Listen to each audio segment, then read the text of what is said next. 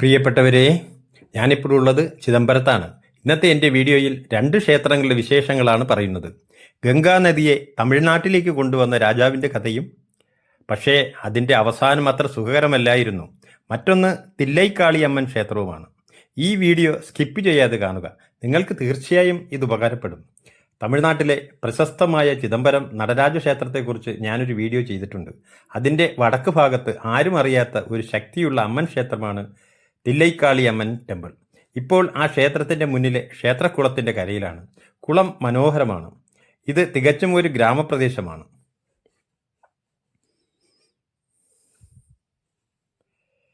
വലിയ ഗോപുരമോ ജനത്തിരക്കോ ഇല്ല. എന്നാൽ ഈ ക്ഷേത്രം പണിതത് ചോള കാലഘട്ടത്തിലാണ്. ചോള രാജാക്കന്മാർ അന്നത്തെ കാലഘട്ടത്ത് സ്ത്രീകൾക്ക് സമൂഹത്തിൽ ഉയർന്ന പദവി നൽകിയിരുന്നില്ല എന്നതിന് തെളിവാണ് പല അമ്മൻ ക്ഷേത്രങ്ങൾക്കും ശിവക്ഷേത്രങ്ങളെപ്പോലെ പ്രൗഢിയില്ലാതെ പോയത്. അമ്മൻ ക്ഷേത്രമായതുകൊണ്ടാവാം സ്ത്രീകളാണ് കൂടുതലും. പ്രധാന ദേവി തില്ലൈക്കാളി അമ്മ തന്നെയാണ്. അവരുടെ ഉഗ്രസ്വരൂപവും ദുഷ്ടശക്തികളെ നശിപ്പിക്കുന്ന ശക്തി എന്ന് ഇവിടെ അമ്മയെ എല്ലാവരും വിശേഷിപ്പിക്കുന്നു. ഈ ക്ഷേത്രത്തിൻ്റെ പ്രത്യേകത കാളിയുടെ ശാന്തസ്വരൂപവും എന്ന രീതിയിലും ആരാധിക്കുന്നു എന്നതാണ്. ഉഗ്രതയും ശാന്തതയും ഒരേ സ്ഥലത്ത് കാണാൻ കഴിയുന്ന അപൂർവ സന്നിധിയാണിത്. എല്ലാ ക്ഷേത്രങ്ങളും പോലെ ആദ്യം ദർശിക്കേണ്ട ദേവൻ വിനായകൻ തന്നെയാണ്. തടസ്സങ്ങൾ നീക്കുന്നതിന് ക്ഷേത്ര പ്രവേശന ഭാഗത്ത് തന്നെ വിനായകനുണ്ട്. തമിഴ് ജനതയുടെ ധൈര്യവും വിജയവും നൽകുന്ന പ്രധാന ദേവൻ മുരുകനാണ്. ആ പ്രതിഷ്ഠയും ഇവിടെയുണ്ട്. കൂടാതെ ശക്തിയുടെ മറ്റൊരു രൂപം ദുർഗ സംരക്ഷണവും ശക്തിയും നൽകും എന്ന് വിശ്വസിക്കുന്ന ദേവി.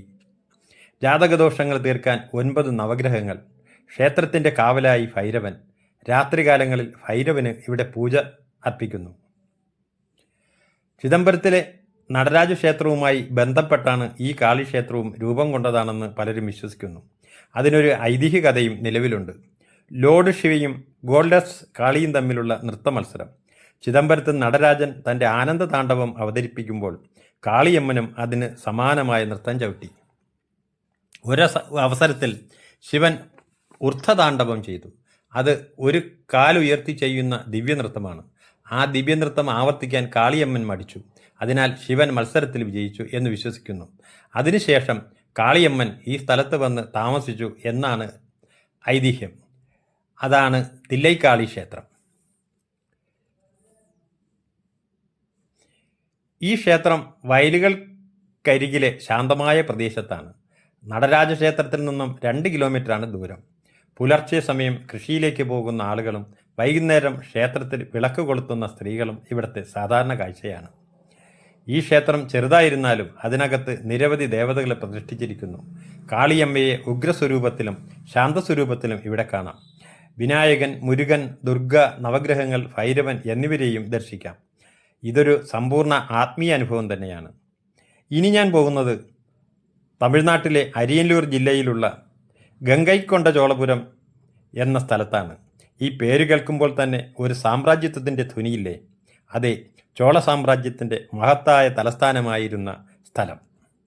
പോകുന്ന വഴിയിലെ കാഴ്ചകൾ ഇതാണ്. ചെറിയ തിരക്കുള്ള ഗ്രാമടൗണുകൾ, വയലുകൾ, നദീതടങ്ങൾ, പ്രധാനമായും നെല്ല് കൃഷി, കരിമ്പ്, ചില സ്ഥലങ്ങളിൽ തെങ്ങും വാഴയും, കൂടാതെ വിശാലമായ റോഡ്. കാവേരിപ്പാലം എന്ന് പറയും.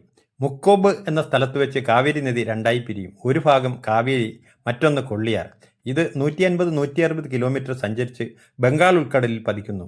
ചോളകാലത്ത് തന്നെ ഈ പ്രദേശത്തെ കൃഷിയും സമ്പത്തും വളർന്നത് ഈ നദിയിൽ കൊണ്ട് തന്നെയാണ്. തമിഴ്നാട്ടിലെ ആരിയലൂർ ജില്ലയിലുള്ള ഗംഗൈച്ചോളപുരം എന്ന ഗ്രാമത്തിലെത്തി. ഒരു കാലത്ത് ചോള സാമ്രാജ്യത്തിൻ്റെ തലസ്ഥാനമായിരുന്ന സ്ഥലം. അതാ ആ ദൂരെ കാണുന്നതാണ് മഹത്തായ ആ ക്ഷേത്രം. കവാടത്തിനടുത്ത് തന്നെ കയറുമ്പോൾ ക്ഷേത്രത്തെക്കുറിച്ചുള്ള ഒരു ലഘുവിവരണം കാണാം.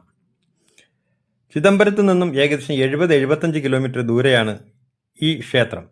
പൊന്നിയൻ സെൽവൻ എന്ന പേരിൽ പ്രശസ്തനായ രാജരാജ ചോളൻ്റെ പാരമ്പര്യം തുടർന്ന അദ്ദേഹത്തിൻ്റെ മകനായ രാജേന്ദ്ര ചോളനാണ് ഈ ക്ഷേത്രം നിർമ്മിച്ചത്.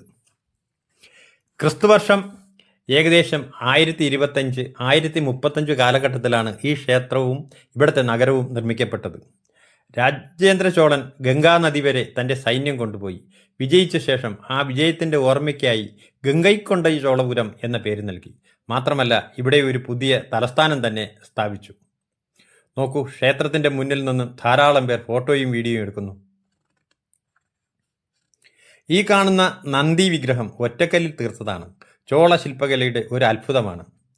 ശിവനെ അഭിമുഖീകരിച്ച് നിശ്ചലമായിരിക്കുന്ന ഈ രൂപം ഭക്തിയുടെ അടിയുറച്ച സത്യം നമ്മോട് പറയുന്നു. 1000 വർഷം കഴിഞ്ഞിട്ടും ഇതിൻ്റെ സൗന്ദര്യവും ശക്തിയും ഇന്നും അതേപോലെ നിലനിൽക്കുന്നു. ഈ ക്ഷേത്രത്തിന് പ്രധാന ഗോപുരമില്ല. അതുമല്ലെങ്കിൽ തകർന്നു പോയതുമാകാം. വിശാലമായ സ്ഥലം. ആ കാണുന്ന മണ്ഡപത്തിൻ്റെ അപ്പുറം റോഡാണ്. നോക്കൂ, മതിൽക്കെട്ടിനുള്ളിൽ തന്നെ മണ്ഡപങ്ങൾ നിർമ്മിച്ചിട്ടുണ്ടായിരിക്കും. അത് ശത്രുക്കൾ തകർത്തതാകാനാണ് സാധ്യത. ഇപ്പോൾ ഇത് ആർക്കിയോളജി സർവേയുടെ കയ്യിലാണ്. ആയിരക്കണക്കിന് വർഷങ്ങൾക്ക് മുമ്പ് നിർമ്മിച്ച ഈ കൽപ്പടവുകളിൽ ചവിട്ടുമ്പോൾ ഇതിലൂടെ എത്ര തലമുറ നടന്നിട്ടുണ്ടാവും? രാജേന്ദ്ര ചോളൻ്റെ കുടുംബത്തിൻ്റെ, അവരുടെ പിൻഗാമികളുടെ. ക്ഷേത്രത്തിൻ്റെ ഇരു സൈഡിലും 2 കാവൽ ഭൈരവന്മാരുണ്ട്.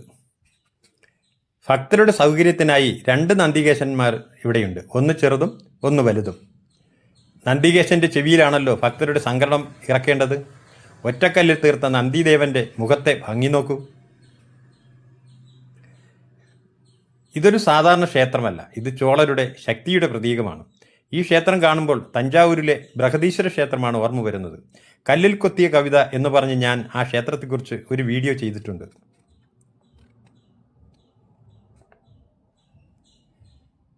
ഞാനൊരു യൂട്യൂബർ ആണെന്നറിഞ്ഞപ്പോൾ അവിടെ കാണാൻ വന്നവരുടെ ഒപ്പം നിന്ന് വീഡിയോ എടുക്കണമെന്നായി.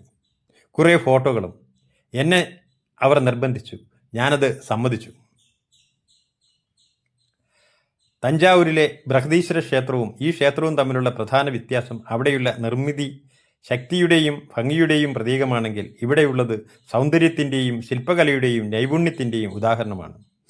ഈ ഗ്രാനൈറ്റ് കല്ലുകളിൽ കാണുന്ന ശില്പങ്ങളുടെ പൂർണ്ണതയും ലാളിത്യവും നമ്മളെ വിസ്മയിപ്പിക്കും.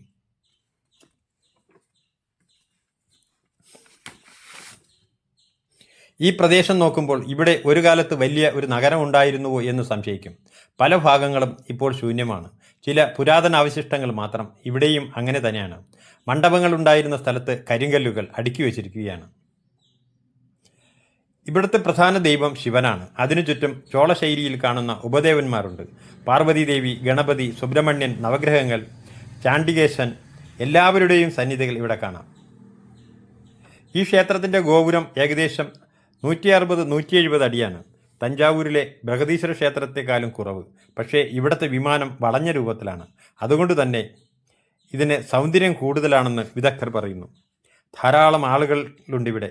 ക്ഷേത്രത്തിന് ചുറ്റുമുള്ള മണ്ഡപങ്ങളിലും വിശാലമായ സ്ഥലത്തും അവർ ഇരിക്കുകയും കിടക്കുകയും ചെയ്യുന്നു. ഉച്ചയാണ്. നട അടച്ചിരിക്കുന്നു. ഇനി 3 മണിക്ക് നട തുറക്കുകയുള്ളൂ.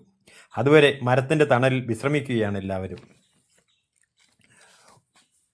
ഒരു കാലത്ത് വലിയൊരു തലസ്ഥാനമായിരുന്ന ഈ നഗരം പിന്നീട് പെട്ടെന്ന് ശൂന്യമായി. ആക്രമണങ്ങൾ, ഭരണമാറ്റങ്ങൾ. ചിലർ പറയുന്നത് ഇതൊരു ശാപം പോലെ നശിച്ചു എന്നാണ്. ഞാനിപ്പോൾ ഉള്ളത് ക്ഷേത്രത്തിൻ്റെ പുറകുവശത്താണ്. ഈ ക്ഷേത്രത്തിൻ്റെ മറ്റൊരു ഭാഗമാണ് ഇവിടം. ധാരാളം മണ്ഡപങ്ങൾ. മഹാമണ്ഡപം, അർത്ഥമണ്ഡപം, നന്ദിമണ്ഡപം, മുഖമണ്ഡപം, സിംഹമുഖക്കിണർ മണ്ഡപം. ഓരോന്നിനും അതിൻ്റേതായ സവിശേഷതകൾ കാണാം. നമ്മുടെ പൂർവികരുടെ കാൽപാദം പതിഞ്ഞ മണ്ണിലൂടെ നടക്കുമ്പോൾ കിട്ടുന്ന ഭാഗ്യം ഒരു ജന്മത്തിൻ്റെ പുണ്യമാണ്. ഞാനത് ആസ്വദിക്കുകയാണ്.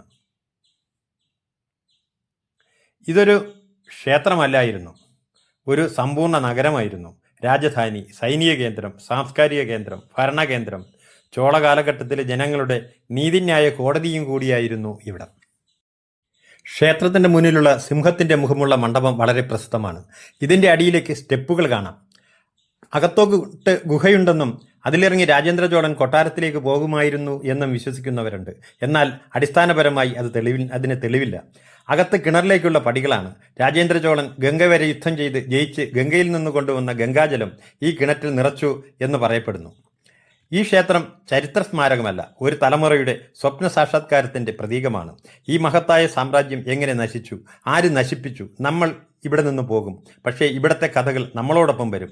ചരിത്രം ഒരിക്കലും മരിക്കില്ല. അതിനെ കേൾക്കാൻ തലമുറകൾ വീണ്ടും ജനിക്കും. അന്ന് ഇവിടുത്തെ ശില്പങ്ങൾ അവരോട് പറയും.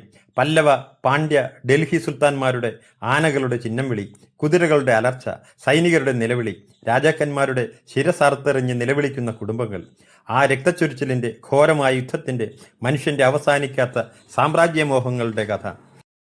പ്രിയപ്പെട്ടവരെ, ഇതേപോലുള്ള ആരും പറയാത്ത ചരിത്ര രഹസ്യങ്ങൾ അറിയാൻ എൻ്റെ ഈ ചാനൽ ഷെയർ ചെയ്യാനും സബ്സ്ക്രൈബ് ചെയ്യാനും ലൈക്ക് ചെയ്യാനും മറക്കരുതേ.